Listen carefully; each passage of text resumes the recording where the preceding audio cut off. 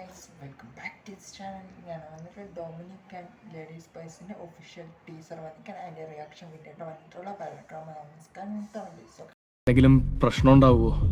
അയാൾ വയലൻ്റായി നമ്മളെ ഉപദ്രവിക്കാൻ വല്ലതും വന്ന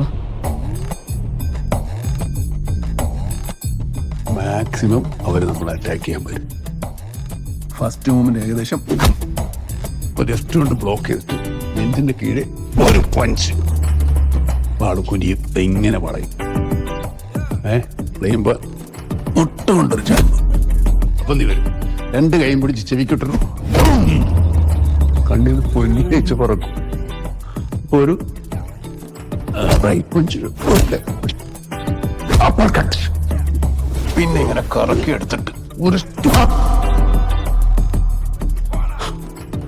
കഴിയും. മനസ്സിലായ? മനസ്സിലായി. സാറന്ന് വീട്ടിൽ വന്നവരെയും ഇതുപോലെയൊക്കെയാണോ? അവർ വെറും ഗുണ്ടകളല്ലേടാ. ഫൈറ്റ് സയന്റിഫിക് ആയിട്ട് പഠിച്ചിട്ടില്ല.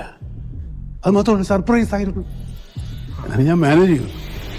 ഇവൻ വെറും കൊണ്ട, നിനക്ക് ഹാൻഡിൽ ചെയ്യാനേ ഉള്ളൂ.